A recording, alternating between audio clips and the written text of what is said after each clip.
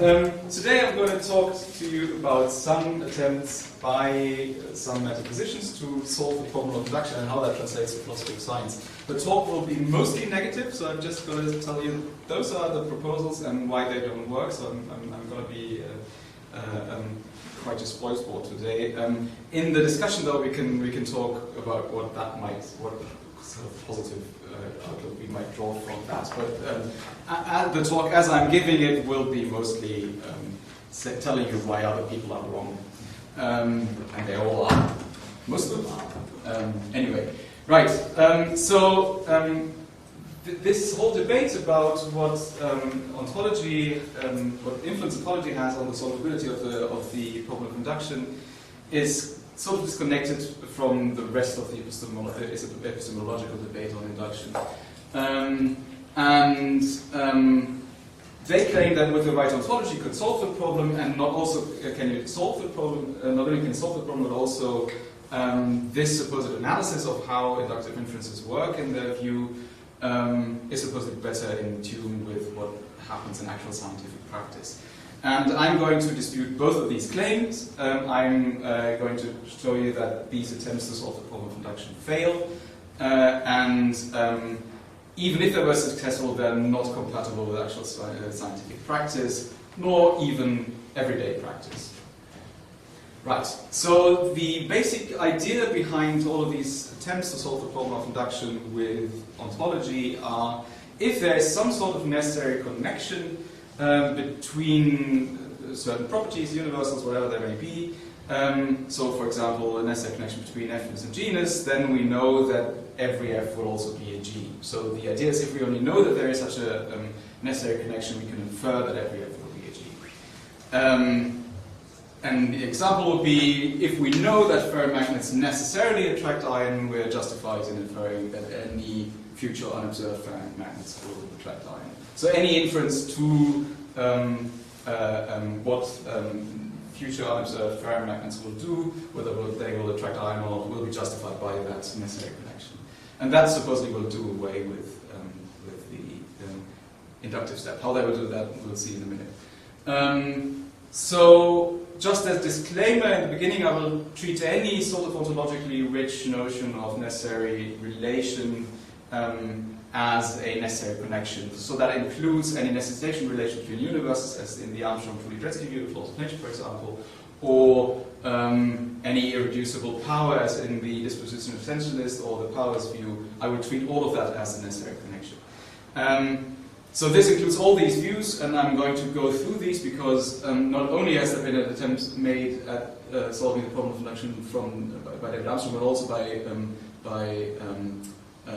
Brian Ellis and Stephen Mufford and Rani Amjum, which have a more modern dispositional powers ontology than Armstrong's classical universalist view. And I will lump all of these together, although Rani Amjum and Stephen Mumford don't want to be called necessitarians. They are, but that's a different kettle of fish. Right. So before I tell you how the attempts to solve the problem of induction work, let me briefly tell you something about the ontology, because I don't know how well known that is. And I'm going to blast you with lots of metaphysics for the first half of the talk. I hope that's okay. If ever I go too quickly or make too broad assumptions, tell me and I can get up to that. But so the Armstrong-Dretske or Tooley view of laws of nature, a very classical view developed in the 1970s, 1980s, is that laws of nature basically are necessitation relations between universals.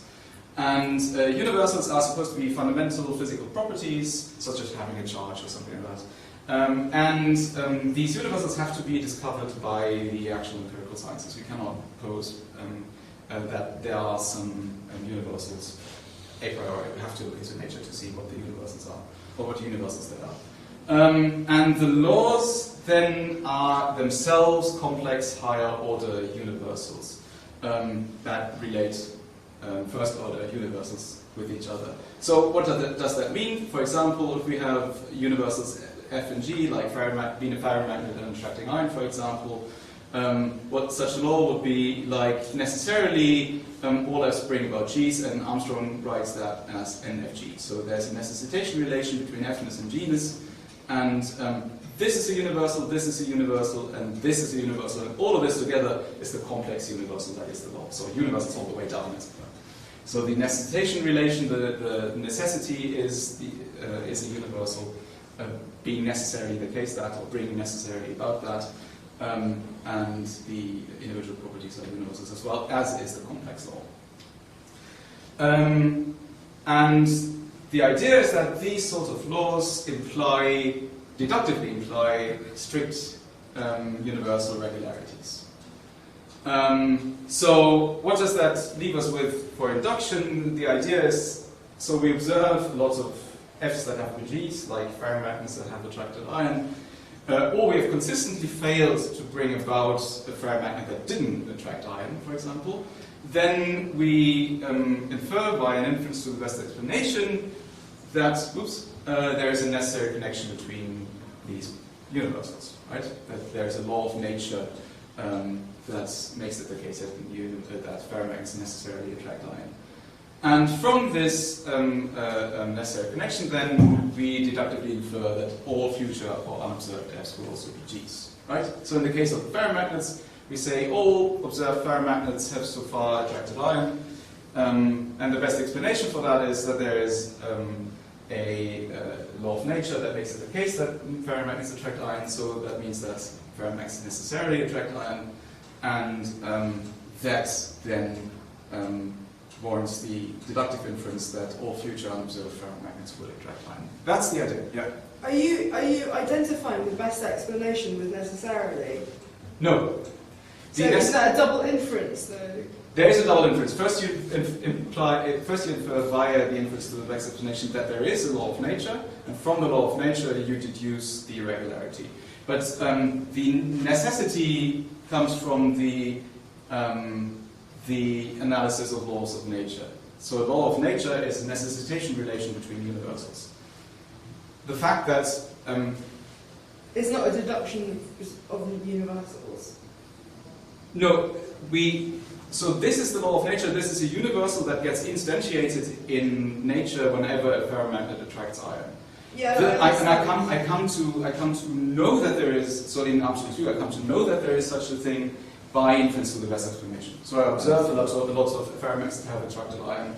I have not been able to manipulate nature in a way that ferromagnets didn't attract iron, and hence I infer that the best explanation for this is that there must be a law of nature that is behind that phenomenon, and that is how I come to know that there is a necessary connection between being a ferromagnet and attracting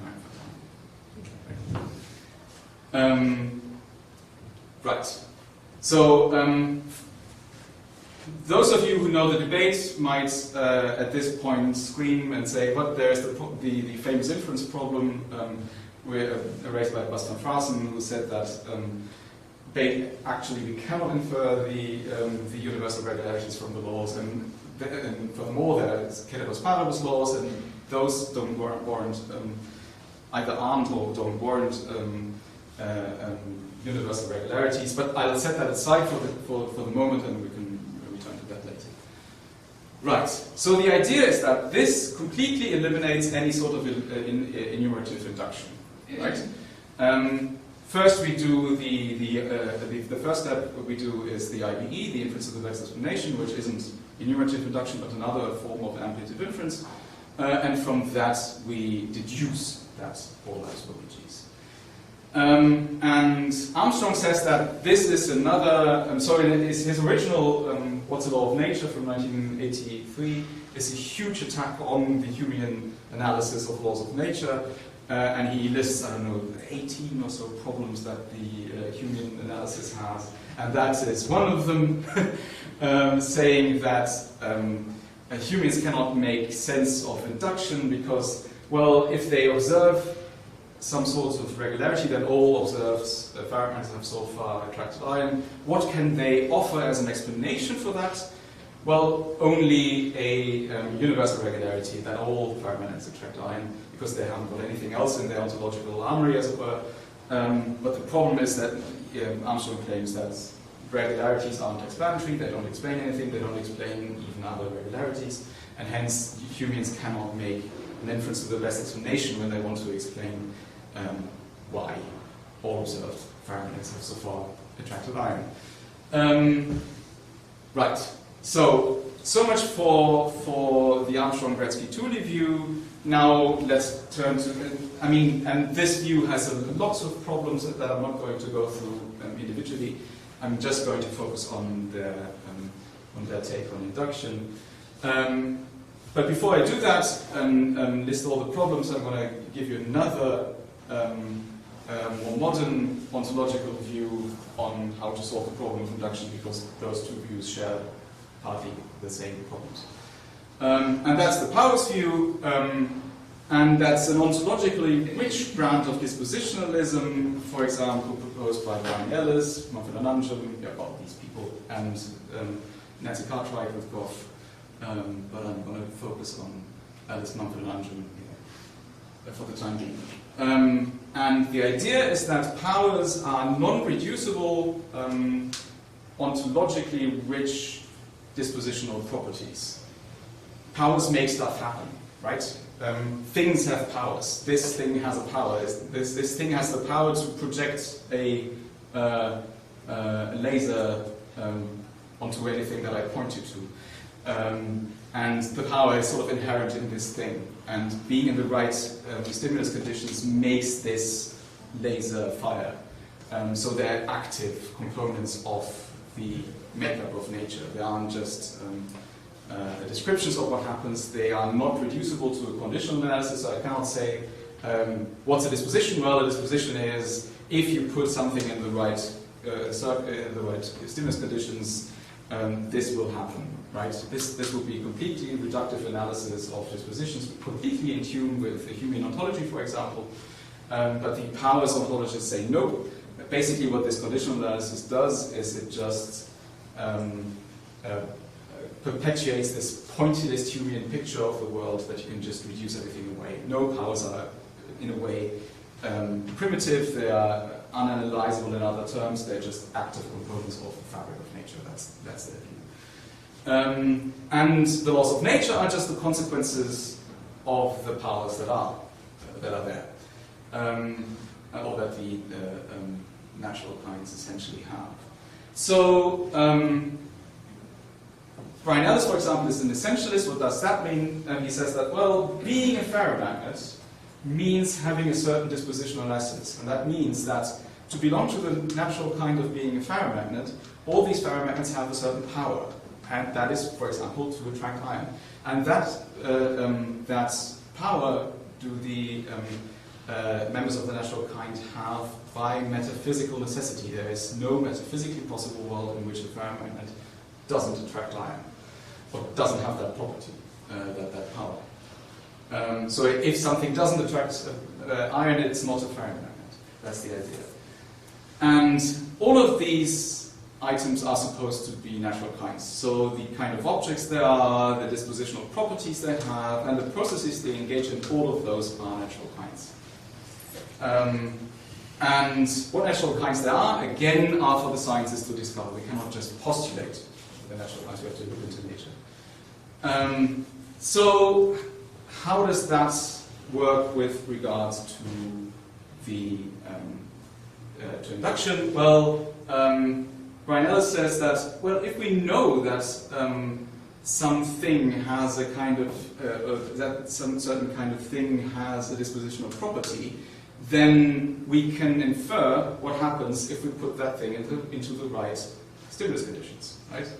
And this affords us with this sort of law that says that, well, for all x, necessarily, if that x has that power and is in the right circumstances of any kind C, then x will display an effect of the kind E. Basically, that's what the powers afford you with. And this implies necessarily if a particular A now is in a circumstance C, then A will display an effect of kind E. That's basically everything, right? So the idea is if I know that ferromagnets essentially, by being members of the natural kind ferromagnets, have the power to attract iron if in the right circumstances. So for example, if I put iron in its vicinity, then I know that any particular ion that I put in that circumstance will attract, any sort of ferromagnet will attract iron, right? That's the idea. So it's very similar to the Armstrong-Tooley-Dretske-view of how to deal with induction, just that we're talking about a different ontology here, right? If I only have to find out which powers there are, which natural kinds there are, and then I'm justified in inferring anything about future ferromagnets, right? If I know that something qua being a ferromagnet has a certain power, I will know that future ferromagnets will do exactly the same as the observed ones did. But that's what I said. Now to the negative part. All of these analyses, I think, don't work. And there's a number of problems, and I'm going to list them here, and then I'm going to go into them. First of all, that it goes against the Armstrong analysis as well as the Powers analysis. The introduction of other ampliative inferences.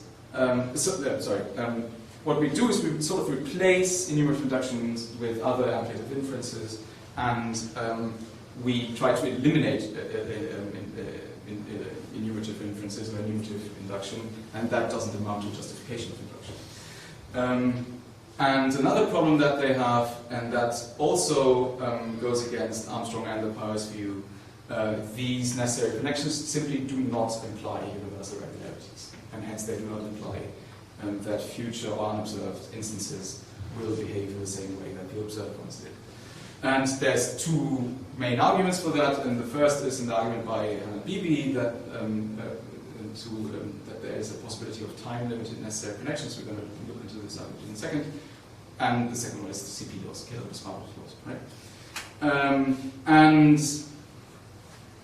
again, against both the Armstrongian view and the Powers view, this view has very limited applications in everyday reasoning, right? We do deduction all the time, and the question is whether we can apply that inference pattern that they propose in everyday reasoning. You shake your head and you're right.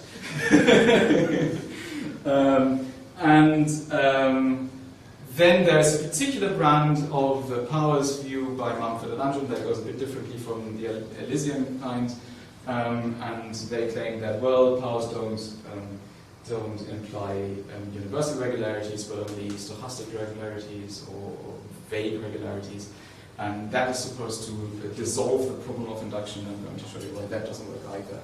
And then in the end, I'm going to apply all of that to scientific reasoning. Right, so justification by elimination.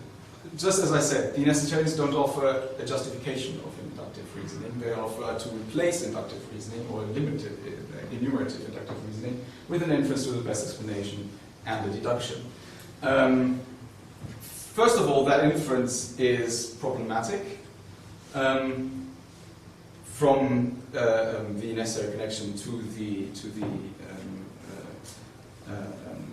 irregularity, but also the inference to the necessary connection is problematic because it's an inference with the best explanation, and the inference with the best explanation has to be justified. It's an ampliative inference. What's an ampliative inference? An ampliative inference is an inference where the conclusion goes beyond the content of the premises. Right? I observe a number of ferromagnets that so far have attracted iron. I don't observe anything about any sort of laws of nature, right? I have a bunch of possible explanations for that phenomenon, and I pick the one that I deem to be the best, whatever that might be, and however there might be a best explanation, and all of that jazz that comes with inferences of best explanation. But the point is that the inference that I make isn't truth-preserving like a deduction would be, and hence it is in need of justification, just as enumerative induction is. And if we look into the debate on inferences to the best explanation, it's not entirely clear why an inference to the best explanation should be a easier sort of inference to defend than enumerative induction. Armstrong claims that inferences to the best explanation are just primitively rational. we just know they're rational because we do them all the time. Well, so do we do enumerative induction all the time, right? So why is that supposed to be better? Right, yeah, said all that. So this is the first problem, right? We try to come up with a justification of inductive practice that then seeks to eliminate inductive practice in exchange for a different sort of inference that is problematic as well. Right, let's talk about. I'm going quite quickly. Let's talk about why I don't think that necessary connections even imply the regularities. And one argument that has been put forward by Helen Beebe is that, well, if we look at the proposal, what we're supposed to do is from the observed regularities infer via an inference of the less explanation that there is a certain necessary connection. But what about that necessary connection? Could it be that what all these people just assume is that these necessary connections are timeless, that they're eternally valid, that F-ness always brings about G-ness, and not just from the Big Bang to the year 3000 and then something else will be necessarily related, right? So NFG is necessarily related for the first couple billion years and then NFH for the next ones. And what she says is that if our ontology affords us with the possibility of time-limited necessary connections, for this whole argument that Armstrong and the other people put forward to work, we need to make sure that the best explanation for the observed regularity is the time-unlimited one. Because if it were the time-limited one, this wouldn't allow us to infer anything about future cases. Right? So if I said, if I say all F's have so far been G's, and I've got two possible explanations for that phenomenon, and one is that so far F's are necessarily connected with G's, or eternally F's are necessarily connected with G's. I have to make an argument as a necessitarian to show that the time unlimited necessary connection is a better explanation for the observed regularity than the time-limited one. And Beebe says that there's just no way to do this, right? Why shouldn't a time-limited explanation be as good an explanation for the observed regularity so far than an unlimited one? The only arguments that we can make against this as metaphysicians is we should argue that a time-limited necessary connection is impossible, right? But if we allow it, then there's no way to tell why the eternal one would be a better explanation. Right. I said all of this.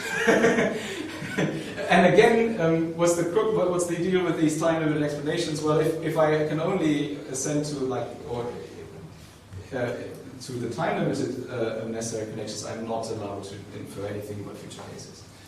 Or anything that lies beyond that scope. Right.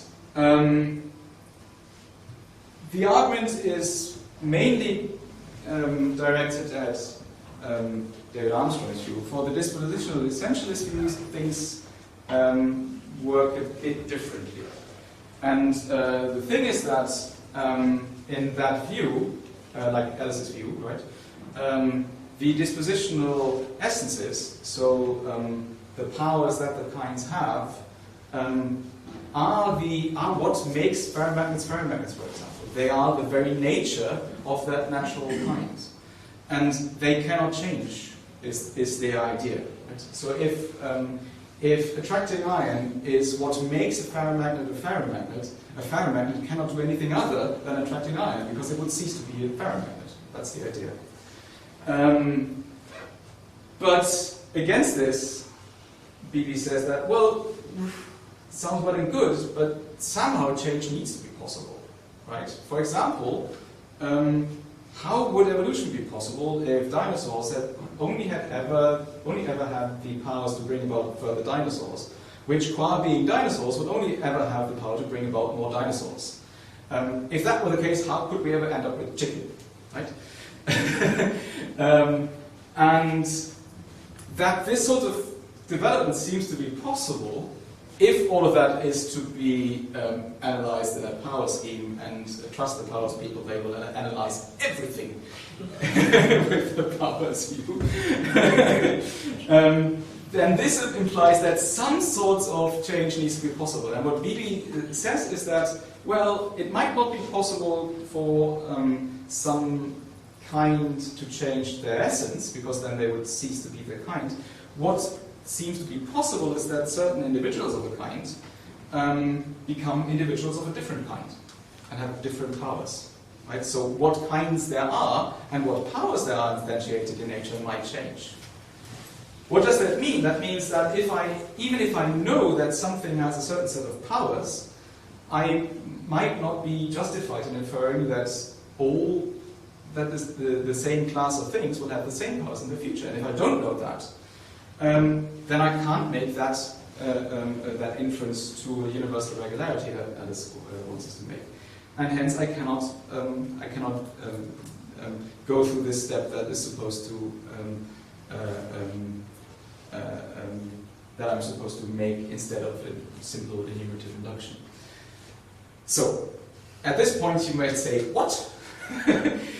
All of this seems a bit fanciful, right? I mean, I'm talking about time-limited necessary connections, and I'm talking about things swapping out their essences and hence becoming members of different kinds. That's quite a lot more ontology, and a quite more serious ontology than you might probably want to do if you were to look for a take on the problem of induction. And it sounds all a bit silly. I mean, ontology often has this tendency to become a bit silly after if you really think it through. And I say that as a metaphysician, sort of. But I'm trying to defend here, by doing more silly metaphysics, to defend the notion of the idea that we can, or defend the idea that we can, that sort of necessary connections can change. That's the idea. And, well, I would say, how would you argue, because the one way forward these people have, Armstrong, Ellis, and those people, is to argue that time-limited necessary connections are impossible. That is somehow, if there's a necessary connection, that sort of implies that it is eternal. And how would you go about that? Well, you would have to argue that changing necessary connections is impossible, and there's obviously three ways to do this. You could say that it's logically impossible, and that's obviously not the case, right? I mean, nothing in the logical systems that we have sort of says that that shouldn't be possible. So I'm not going to do that. What about nomological modality? Is that the one that we could look for? So to say that it is sort of against the laws of nature, that the laws of nature could change. Sounds weird, and it is. For the Armstrong-Tooley-Dretske-view, this sort of would require second-order natural laws. We'd have to find natural laws that make it the case that the natural laws hold eternally. And, well, that sounds problematic, and it is. First of all, we end up with a regress. We have to find another set of meta laws that will tell us that the meta laws that make it the case that the laws don't change also don't change, and so forth. So we end up with an infinite regress. And also, how would that even work? Right? How would a natural law, in the natural law analysis that Armstrong-Tooley-Dretske give, make it the case that other laws can't change? Well, what would need to be the case is that there would need to be a meta law, so a necessitation relation between a law and something else, maybe universal, like U being universally valid, right, as in doesn't change, that then would make up this meta law. So necessarily it's the case that this necessary connection, which is a law, is universally valid. Right? That's how that law would look, what that law would look like.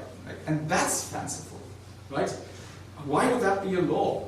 And again, laws of nature are something that need to be discovered in, well, with empirical practice, by looking into nature. How would we even find this universe here? And again, universes are supposed to be fundamental physical properties, and being universally valid doesn't sound like one. And also, it's inconsistent with what Armstrong tells us about his view of laws of nature.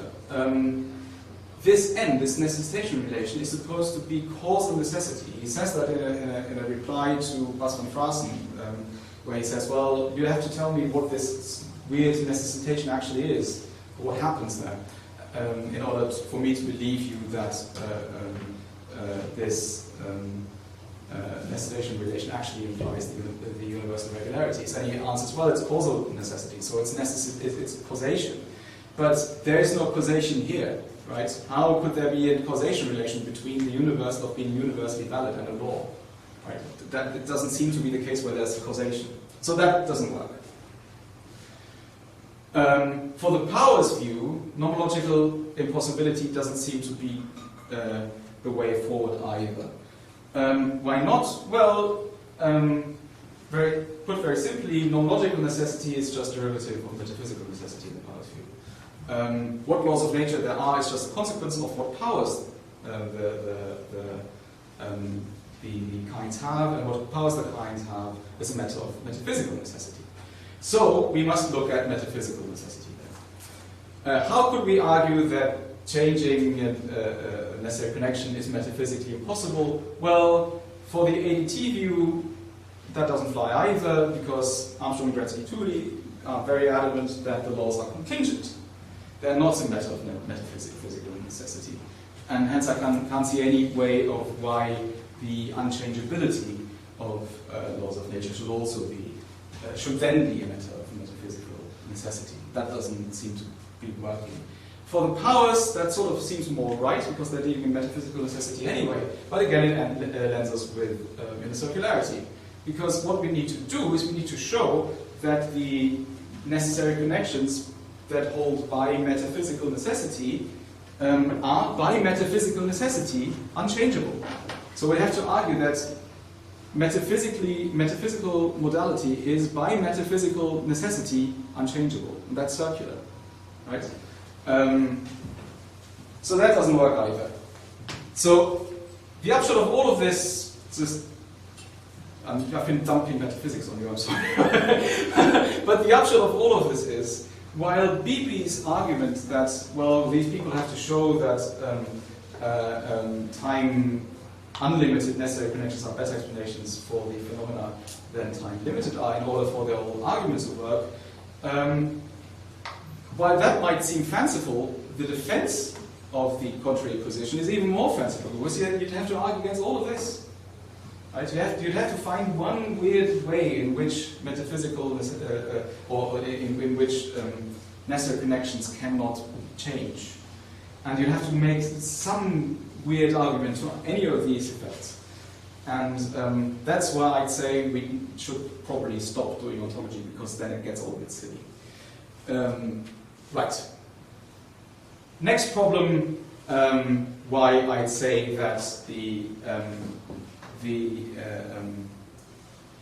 necessitarian solutions to the problem of inductions don't work is because, well, if there are ceteris paribus laws, no law will imply strict universal regularity, or at least those ones won't. Right? So if there are ceteris paribus laws, then, for example, the law NFG doesn't imply the universal regularity for X if they're Fs, they're Gs, but ceteris paribus for F if they're G, for X if they're F, they're Gs. And such a regularity, that ceteris paribus for X if they're F, they're Gs, is consistent with the fact of not a single F that is actually a G. Right? If the ceteris paribus law, but if laws can be ceteris paribus laws, then it is completely possible, and that's actually one of the problems that we have in the debate about ceteris paribus laws, that it will never actually be instantiated. And if that's possible, then I'm not justified in inferring anything about future Fs being Gs or not. Right? If it's possible that this law holds, and yet still no single F is a G, I'm not justified in deductively inferring that any future F will actually be a G. So that doesn't work either. Right. And lastly, I'd say all of these proposed solutions have a very limited range of applications, namely the ones where we actually find the properties and the necessary connections that these people propose. And the problem is that for Armstrong, for example, and for others as well, the universals that feature or universals in general, but the universals that feature in natural laws and the powers are fundamental physical properties. Right? There's something like having a charge, having a mass, something physically, right? It's not, for example, anything that we would find in everyday reasoning, where we would regularly make inductive inferences that ideally I'd want to have justified. For example, this is an inference that is that I've made in the past and that I will continue to make in the future, or apply in the future. And as so far, I've liked every album by Radiohead after OK Computer, hence I will also like their new stuff, right? I'm going to put that out there, and I have applied that inference ever since, what was it, Amnesiac, and I have never been disappointed. Right? That's the sort of inference we do all day. Right? It's an inductive inference, and I want to have that justified, ideally. But the problem is, this sort of inference cannot be eliminated in the way that the necessitarians propose, right? Because being a Radiohead album and being liked by Marius are not universals in Armstrong's sense. And also it would be very fanciful to say that Radiohead albums have the power to make me like them. Right? In the sense that they have like an actual active property as the fabric of nature that just nudges me to like them. This sounds very wrong. Right, so they only apply in scientific circumstances, and we're going to take a look at the science in a second. But before we do that, let's skip that and go straight to the science. We can talk about Mumford and Unjum later if you want. Right. So we said that the necessary connection, those necessitarian proposals to solve the problem of induction are, first of all, problematic, and then also only restricted to actual science. Well, how does it work in science then? And typically these people argue that their analysis of reasoning better reflects the actual scientific way of going about things than, for example, the Jungian way. And their necessitarian ontology is supposed to give a better analysis of natural processes and scientific reconstructions thereof. So, for example, we take Nancy Cartwright and John Pemberton, who say that in a way what science does is we find the powers of things, and then we extrapolate that the same kind of things will behave similarly in the future, right? And the task of modern science is to find out natural processes. These natural processes are sustained by stable capacities or by powers that natural kinds have, and these powers are that Cartwright and Pemberton propose are completely in line with the powers analysis, so they are naturally, modally rich components of the world. They're non-analyzable, primitive, active properties that make stuff happen. The idea is that these natural processes that science is supposed to discover have a sort of canonical outcome, as they say, to which the powers all contribute. Although the whole process might be so complex and there might be overriding factors from the outside or from within, that this canonical outcome might not come about. We're going to take a look at one example in a second. So there's a lot of contributing factors, but also a lot of counteracting powers that play, each individually contributing to the outcome of the process. And the actual outcome of the process is just a case of mere vector addition, they say, right? So you must imagine every power that goes towards the outcome of the process as a vector, and some might counteract one another, and some might reinforce one another, and so forth. And this whole arrangement of powers of this mechanism, which is like this interplay of powers, is called a non-logical machine. That's their idea. And the problem now is that obviously because all of these counteracting factors are at play and because the canonical outcome of the process might not come about, this non-strict nature of the process is supposed to be hard to make sense of in human irregularity terms, because it's hard to just plonk a universal regularity on top of that and say all F's are G's, and hence this non-logical machine always produces that outcome. That just doesn't work, they say. So they say they sort of can analyze the Ketelos-Panos problem in a way that the humans can't. So this is the example they give. We have this synapses here, and so this whole thing is the nomological machine that's supposed to produce a certain outcome, for example, the firing of that neuron. There's lots of things at play, right? There's isotopes being exchanged and all that stuff that happens in the synaptic. How do you call that in English? The gap. Synapse. In the synapse. Is the synapse just space in between them? All right. Okay. Good. So all of what happened here are all of these individual parts of the whole non-logical machine have their own powers, and they have this complex interplay that then ideally have this canonical outcome of firing if certain conditions are present. Right. So that's the idea. Let's take a look at this in action, in actual scientific practice. And I'm going to go into a different debate here, and that is what Nancy Cartwright, who just gave this analysis of this sort of process, what she's got to say about medical research with randomized clinical trials, because what she says there is applicable to what she said earlier.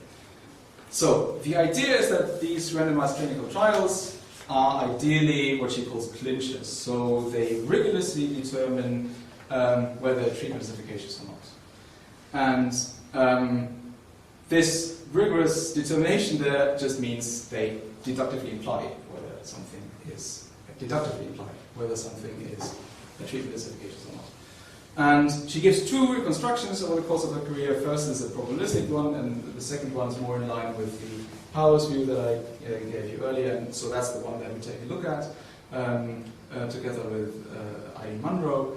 And but she says that in both reconstructions of randomized clinical trials, and I can't stress that enough, she says that ideal or idealized RCTs, so not the ones that we actually do in scientific practice, are a deductive method. And she claims that in real life this deductive inference breaks down, and that's why RCTs can't be clinchers, and because they can't be clinchers, they can't be the gold standard of evidence-based medicine. That's a whole different debate that I'm not going to go into. Although I do have a paper on that. But so that's the idea, right? The idea is that we have some sorts of powers analysis of what science is supposed to do, that is finding out what natural processes there are, deciphering those nomological machines, finding out all the powers that are at play, and then I do vector addition and I can deduce what happens. And then we see, and now we're going to take a look at what she says about the roles of these powers in randomized clinical trials. So, what does she say? Well, in an idealized randomized clinical trial, we deductively infer from the difference in outcome in otherwise homogeneous groups in the test case that the treatment was the difference maker. So what do? We have a test group, and so we split our test population in two groups, right? One group we give the treatment, the other one we give some sort of, in an ideal case, the other one we give some sort of placebo, and ideally there will be a difference in outcome, right? The group that I gave the actual treatment to will be the people in there will be cured to a higher percentage than the ones in the group that I gave just the placebo, right? And if we can say that there's no difference in between those groups, other than that the one group got the treatment and the other one got the placebo, then I can deductively infer that the treatment must be the difference maker in the outcomes in between those groups.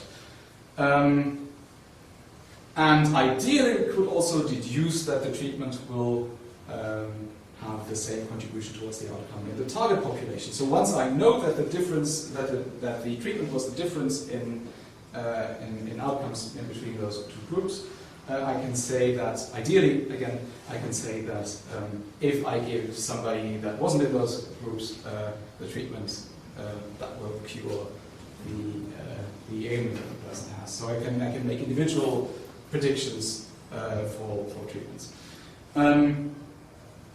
And this reconstruction, again, of an idealized RCT, she doesn't say that it actually works that way at all in everyday practice, right? It's just how they would ideally work.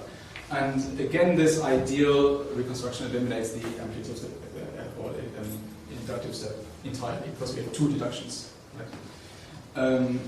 And she then claims that this deductive inference breaks down, or both of them, because we cannot be certain that both test groups are alike in their distribution of confounding factors, that we don't know that the causal mechanism that was at play in actually producing the outcome when the treatment was given is exactly the same in all of in all of the members of the test groups. And similarly, we don't know the same about the difference between the test population and the target population. Right? We still, again, don't know all the confounding factors. We don't know whether the causal mechanism is stable and all of those things. So the deductive inferences, one from the difference in the test population, in the two test groups, to the fact that the treatment was the difference maker, and again from the fact that the treatment actually produced the outcome of the test groups, that it will also produce the outcome in the target population. Those deductive inferences break down, she says. Right. So. And she says that defenders of evidence-based medicine claim that for RCTs being the gold standard, they have to live up to those standards. I claim they don't, but that's a different debate. But she says, well, where does that leave us? We should rather do something else than trusting in RCTs entirely, because they cannot fulfill the role they supposedly do. What we should rather do, and this ties back to the debate we had before, we should sort of establish that the treatment has a stable capacity to produce a certain outcome. A stable capacity sounds innocent in Cartwright's vocabulary. It isn't. That's just a power in the power sense of the word. Right? It is a modally rich dispositional property that is unanalyzable in non-powers terms. It is this sort of power that she talked about in the analysis of the nomological machines, right? So what we should do, rather than just trying to make RCTs work in the sense that we try to get at least two deductions, we should try to establish that there is this stable capacity in the treatment, and the problem is that RCTs alone aren't enough to establish that there is this stable capacity. For this, we would need a host of other sources of evidence, right? We would need mechanistic evidence from in vitro experiments. We should employ expert knowledge and all of that stuff, right? All of the evidence that we have available that should point us towards what powers the treatments actually have.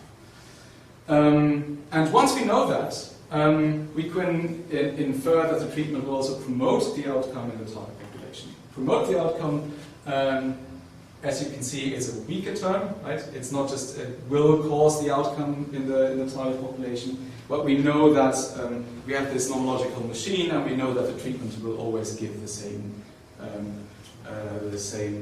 like we have with the synapse. So the treatment will always interact with that process in the same way. So far, it seems that Cartwright and Munro's analysis of the problems of randomized clinical trials and what we should do instead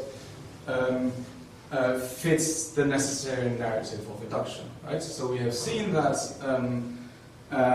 although the information that we have from RCTs might not be enough to infer anything about whether a treatment will be efficacious if I give it to somebody who wasn't in the test population alone, from all of the, and we cannot deductively infer that the treatment will be efficacious, we can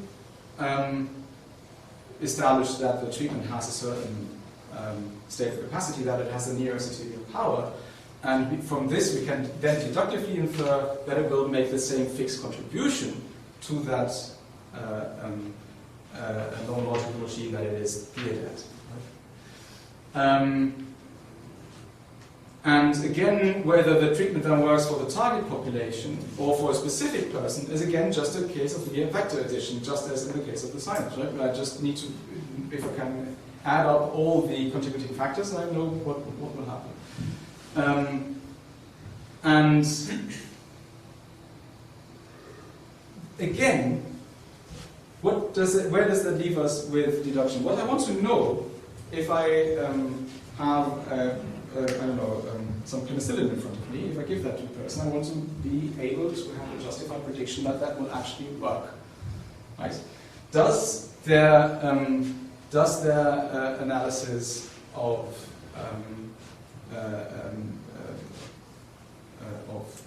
medical research actually fit that? And I'd say no. The problem is that, again, the inference that the treatment will cause the outcome for a specific case, again, cannot be deductive. And they don't claim that, right? They only say that the treatment will always make the same fixed contribution. But I want to know whether it will work, right? I want to give somebody the treatment and say, well, at least very likely it will work. At least if you don't do X, which I know to, for example, to be a countervailing factor. It might work. And what we still need to do, if I want to make any sort of prediction, is I will need to amplitively infer that the treatment will have the same capacity. First of all, we'll need to infer that the treatment will remain to have the same stable capacity. Right? And I will also need to know that all the causal relevant factors are equally distributed in the test cases that I have as they are in the target population.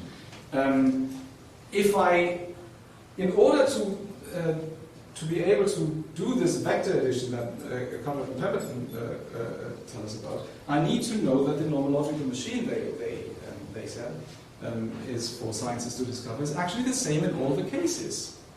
Right? And how do I know that? Well, I need to make an amplitive inference. I need to say that I've observed this nomological machine in 10,000 cases or whatever, or in a sufficiently high number of cases. And I will just assume that this will be the same in all the other cases. So this vector addition that they tell us we should just do to sort of calculate the outcome, if I have to do that for any sort of individual that I haven't observed yet, I need to do further amplitive inferences. I need to do the amplitive inference that the powers will be stable. I need to make the amplitive inferences that the causal mechanism will be stable, that all of the possible confounding factors are equally distributed, and all of that stuff. Right? The point is, I will need to do amplitive reasoning. I cannot get rid of that. Oops, sorry. Come back. There we are. So whenever I want to know whether a treatment that I give a person will actually work or not, I will have to do an amplitive inference. So